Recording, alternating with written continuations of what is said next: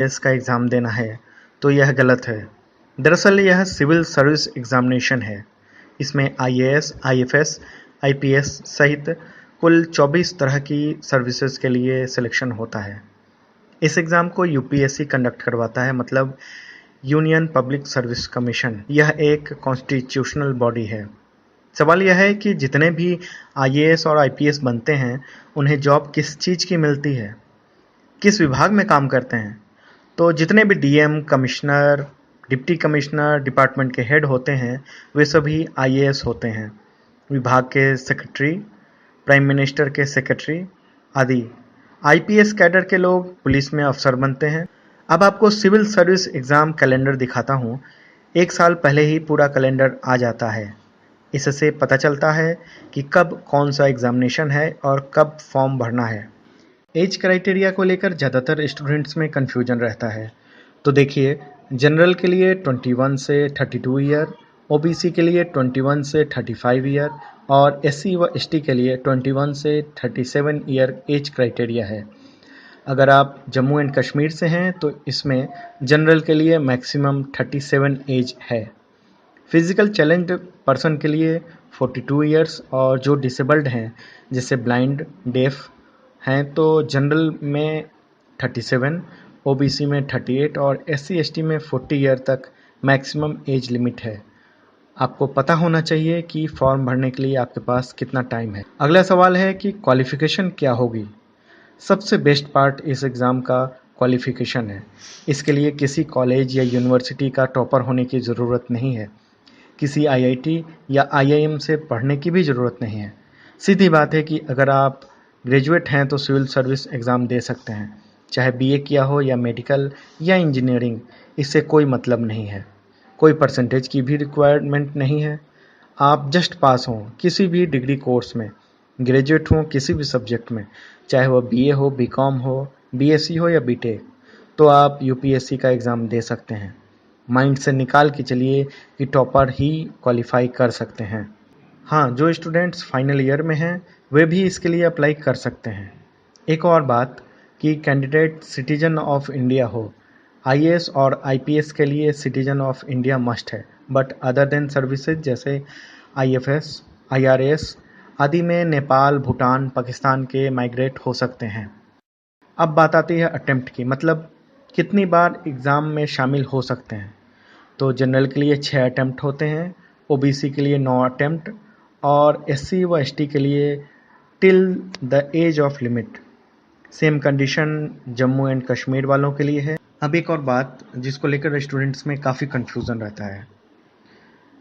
याद रखिए कि फॉर्म भरने से अटैम्प्ट काउंट नहीं होता है। जब आप प्रीलिम्स एग्जामिनेशन में शामिल होंगे तभी अटैम्प्ट काउंट होगा। सिविल सर्विस एग्ज़ाम में सिलेक्शन होने का चांस 0.21% रहता है। पिछली बार 11,37,000 यूथ ने फॉर्म डाला था, लेकिन प्रीलिम्स देने गए 5 लाख। इसमें क्वालिफाई 15,445 ने किया। इंटरव्यू के लिए 2,955 उम्मीदवार गए, जबकि चयनित हुए 10,199। यहाँ आंकड़ा बहुत कम है, लेकिन अगर आप एसएससी या आईबीपीएस का डेटा देखेंगे तो तकरीबन इतने ही चांसेस रहते हैं सिलेक्शन के। आपको सिर्फ सोचना है कि एक सीट आपके लिए है। अगर ज़्यादा सोचेंगे तो माइंड में बर्डन ही बढ़ेगा। अब बात करते हैं कोर्स पैटर्न का। पहला है प्रिलिमिनरी एग्जामिनेशन, दूसरा मेंस एग्ज़ाम और थर्ड है इंटरव्यू। प्रीलिम्स एग्ज़ाम में 2 पेपर होते हैं। पहला जनरल स्टडीज़ और दूसरा सीसेट का होता है। दोनों 2-2 घंटे के पेपर होते हैं। दोनों में 200-200 मार्क्स होते हैं, लेकिन क्वेश्चन दोनों में डिफरेंट होते हैं। एक में 100 क्वेश्चन और दूसरे में 80 क्वेश्चन होते हैं। इसमें आप हिंदी और इंग्लिश दोनों भाषा में से किसी में भी एग्ज़ाम दे सकते हैं। डिपेंड ऑन यू कि किस लैंग्वेज में एग्ज़ाम देना चाहते हैं। अब बात करते हैं सिलेबस की। फर्स्ट पेपर में जनरल स्टडीज़ के सारे एरिया कवर होते हैं। History, current affairs, Indian and world geography, general science, governance etc. जबकि सेकंड पेपर यानी सीसैट में एसएससी बैंकिंग एग्ज़ाम टाइप के क्वेश्चन होते हैं, जैसे comprehensive logical reasoning, basic numeracy आदि होते हैं। सवाल है कि दोनों पेपर में डिफरेंस क्या है। तो दूसरा वाला सिर्फ क्वालिफाइंग है, आपको 200 में से कम 66 नंबर लाने ही होंगे, जबकि पहला वाला पेपर मेरिट बनाती है और इसी आधार पर आप दूसरे स्टेज यानी मेंस एग्ज़ाम तक पहुंच पाते हैं। एक बात और कि ऐसा बिल्कुल नहीं है कि यह टफ सब्जेक्ट है, हाई लेवल का आएगा। पहली बात कि एग्ज़ाम में मल्टीपल चॉइस क्वेश्चन होते हैं। दूसरी बात, इसमें 10th 11th 12th का ही पूछा जाता है। इसका मेन पार्ट करंट अफेयर्स होता है, आपको डे टू डे लाइफ से क्वेश्चन होंगे। इसके लिए 11वीं 12वीं के बुक और मार्केट में बहुत सारी बुक आती हैं जनरल एप्टीट्यूड और करंट अफेयर्स के रिगार्डिंग। आप ज़्यादा से ज़्यादा न्यूज़पेपर पढ़िए। ऐसा नहीं है कि मंथ के एंड में कोई मैगज़ीन ले ली और पढ़ लिया, नहीं, इससे नहीं होगा। अब सवाल है कि सिविल सर्विस एग्ज़ाम के फर्स्ट स्टेज को पार करने के लिए कितना कट ऑफ बनता है। पिछले एग्ज़ाम में जनरल का कट ऑफ 116, ओबीसी का 110, एससी का 99 और एसटी का 96 था। इसमें सेकंड पेपर का मार्क्स नहीं जुड़ा है। अब बात करते हैं मेंस एग्जामिनेशन की। इस सेकंड स्टेज में आपका फ्यूचर डिसाइड होगा, क्योंकि इसी के मार्क्स काउंट होते हैं। एक बात और कि प्रीलिम्स के मार्क्स काउंट नहीं होते हैं, यह केवल सेकंड स्टेज तक जाने की प्रक्रिया है। मेंस एग्ज़ाम में टोटल 9 पेपर देने हैं। इसका टोटल मार्क्स 1750 रहेगा। इसमें आपको 9 में से 7 सब्जेक्ट पर ज़्यादा फोकस करना है, क्योंकि जो मेरिट बनाई जाती है वह 7 सब्जेक्ट से आती है। इसके अलावा क्वालिफाइंग पेपर होते हैं, इसके मार्क्स काउंट नहीं होते हैं, लेकिन आपको 33% नंबर लाना ही पड़ता है। इसमें एक पेपर इंग्लिश का होता है जबकि दूसरा लैंग्वेज का होता है, मतलब दोनों ही लैंग्वेज के होते हैं। सवाल है कि आखिर मेंस एग्ज़ाम के पेपर का सब्जेक्ट क्या है। तो सबसे पहले बात जनरल एसे की। इसके नाम से ही समझ रहे होंगे कि इसमें निबंध आता है। किसी भी सब्जेक्ट पर, पॉलिटिक्स, सोसाइटी, टेक्नोलॉजी आदि, एग्ज़ाम में दो दो ऐसे लिखने को मिलते हैं, मतलब 125 मार्क्स के। जनरल स्टडीज़ का, इसमें Indian history, culture, world geography और सोसाइटी कवर होता है। थर्ड पेपर में constitution, governance, politics, social justice और इंटरनेशनल रिलेशन आता है। फोर्थ पेपर में टेक्नोलॉजी, इकोनॉमिक्स डेवलपमेंट, बायोडाइवर्सिटी मतलब ecology, environment, security, disaster management से सवाल आते हैं। इसके बाद आता है एथिक्स, इंटीग्रिटी, एप्टीट्यूड। सामान्य शब्दों में कहूँ तो आप क्या सोचते हैं, आपका क्या विचार है, किसी घटना को लेकर आप कैसे रिएक्ट करते हैं। जैसे खुशी क्या है, इसका उत्तर अलग अलग लोगों के लिए वैरी कर सकता है।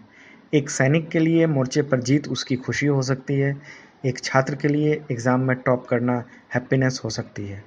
अब अगले पेपर की बात करें तो 2 ऑप्शनल सब्जेक्ट होते हैं। इनमें से अपनी मर्जी का सब्जेक्ट चूज करना होता है। कुल 26 ऑप्शन होते हैं। इसके बाद लैंग्वेज का पेपर देना होता है।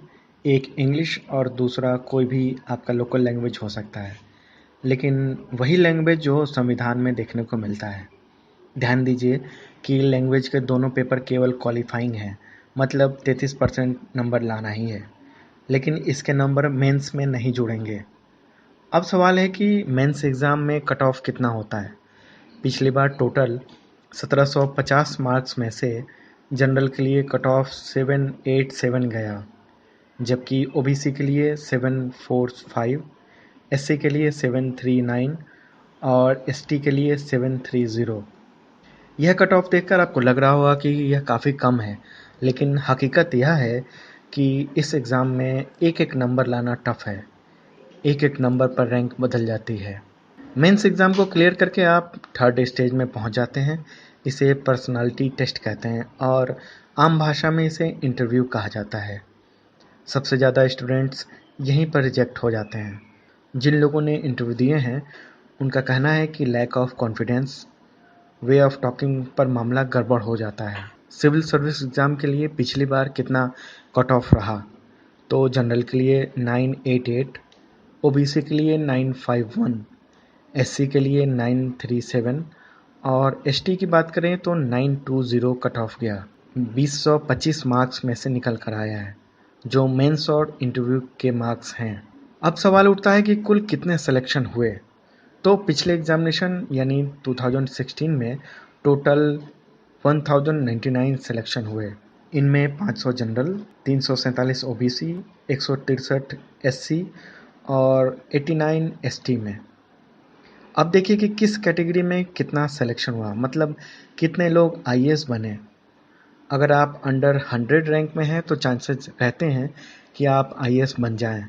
ज़्यादा रैंक है तो आईएफएस, आईपीएस, आईआरएस सहित 24 सर्विस में से कोई एक मिलेगी। फॉर्म भरते समय ही आपको चॉइस भी भरनी होती है कि कौन कौन सी सर्विस आप पसंद करते हैं। तीनों सर्विस यानी आईएएस, आईएफएस और आईपीएस को ऑल इंडिया सर्विस कहा जाता है। बाकी सर्विस सेंट्रल सर्विस में आती है। दोस्तों, यहाँ पर क्वेश्चन रहेगा कि इतनी सारी मेहनत करवा ली तो सैलरी क्या होगी। इनकी सैलरी डिफर करती है ग्रेड वाइज, रैंक और जॉब के अनुसार। जैसे डीएम का पे स्केल 50,000 से 1.5 लाख, मंत्री के सचिव या विभाग के प्रमुख सचिव को 1 लाख से 2 लाख, चीफ सेक्रेटरी को 2 लाख और कैबिनेट सेक्रेटरी को 2.5 लाख मिलता है। अब मुद्दे की बात पे आते हैं कि तैयारी के लिए स्ट्रेटजी क्या बनाई जाए। मेरा मानना है कि आप सबसे पहले सब्जेक्ट के बारे में पूरी जानकारी इकट्ठा करो, पूरा सिलेबस पढ़ो, टॉपर्स की बातें सुनो, लेकिन उसी को फॉलो करके आगे नहीं बढ़ना है। सबकी सुनो और अपने मन की स्ट्रेटजी तैयार करो, क्योंकि हो सकता है कि जो सब्जेक्ट टॉपर का है वह आपके मनपसंद ना हो। और हाँ, सिविल सर्विस की तैयारी सिर्फ इसलिए मत कीजिए कि किसी ने आपको सलाह दी है। यह आवाज़ आपके मन से आनी चाहिए, तभी आप दिल और दिमाग से